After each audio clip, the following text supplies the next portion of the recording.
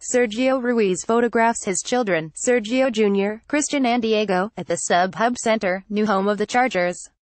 Robert Gauthier, Los Angeles Times. It's a move that's still being debated. But believing their options for a new stadium were gone in San Diego, the NFL's Chargers announced they were moving to Los Angeles and will eventually share the new stadium in Inglewood with the Rams. It hasn't been pretty, though. Interest in the team has been low, and even the temporary stadium at StubHub Center has had trouble filling its 27,000 seats. But there is a cure, and that's to win more games. Magic Johnson became head of basketball operations and Rob Pelinka was named general manager.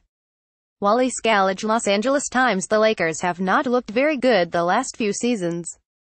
The once famous franchise seemed in tatters and the fans were restless. It fell on the shoulders of Jeannie Buss, who was in charge as her brother Jim was handling basketball operations. Then he wasn't. In February, Jeannie fired Jim and longtime general manager Mitch Kupchak and brought back a legend.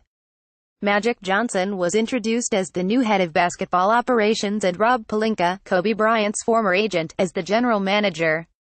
After 6 seasons with the Clippers, Chris Paul was traded to the Houston Rockets in June. Wally Scallage, Los Angeles Times. The Clippers were always on the verge of greatness. They had, arguably, 3 of the best players in the NBA, Chris Paul, Blake Griffin and DeAndre Jordan. But they could never get out of the second round of the playoffs. Paul couldn't take that anymore. He didn't like the chemistry and culture of the team. He quarreled with coach Doc Rivers. So, almost as if it happened in a flash, Paul was traded to the Houston Rockets in June. And with it, the Clippers were headed for an inevitable rebuilding of the team. Floyd Mayweather Jr., right, strikes Conor McGregor.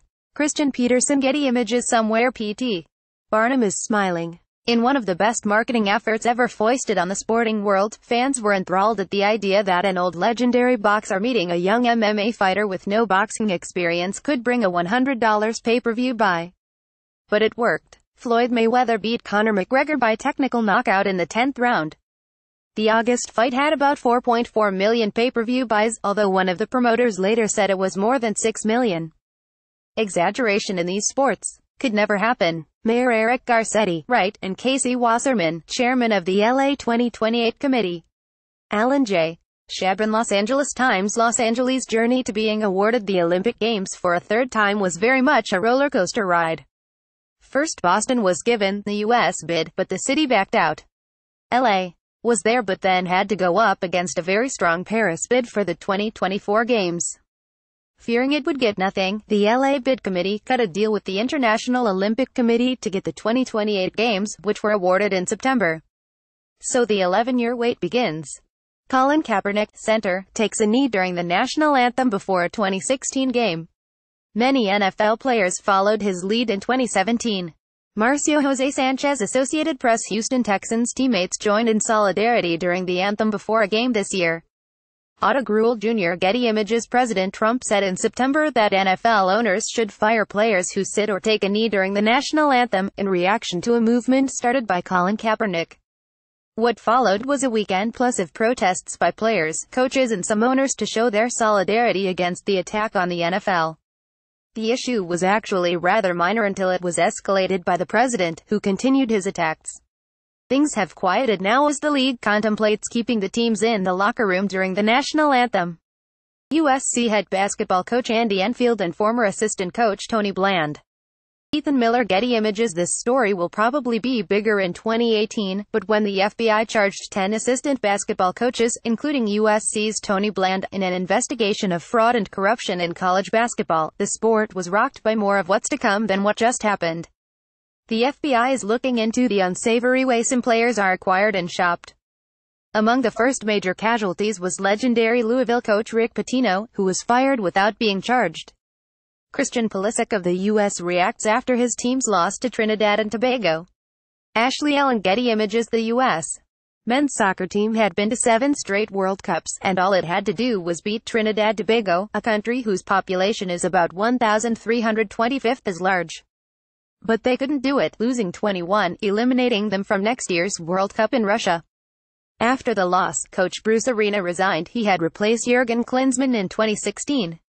Dodgers ace Clayton Kershaw leaves the mound after a relief appearance in Game 7 of the World Series, won by the Houston Astros. Alan J. Shabin Los Angeles Times. It was a story 29 years in the making. The Dodgers returned to the World Series for the first time since 1988. What transpired was one of the wildest, most exciting World Series in history. However, the Dodgers went down in 7 games, losing the last 51 to the Houston Astros. It was an unsatisfying ending to a season in which the Dodgers won 104 games, the most in baseball. It also saw Cody Bellinger hit a rookie record 39 regular season home runs. Jim Mora was fired as Bruins football coach. Elaine Thompson, Associated Press. UCLA Athletic Director Dan Guerrero, left, introduces new coach Chip Kelly. Luis Cinco. Los Angeles Times. Brothers Lonzo, LaMelo and LiAngelo Ball with their father, LeVar Ball. Joshua Blanchard. Getty Images. Where do you start? With LeVar Ball, of course. The outspoken father of Lonzo, LiAngelo and LaMelo has become a media sensation with his constant chatter about the greatness of his sons and his shoe brand. Lonzo became the Lakers' top pick and tore up the summer league. The real season has been more difficult.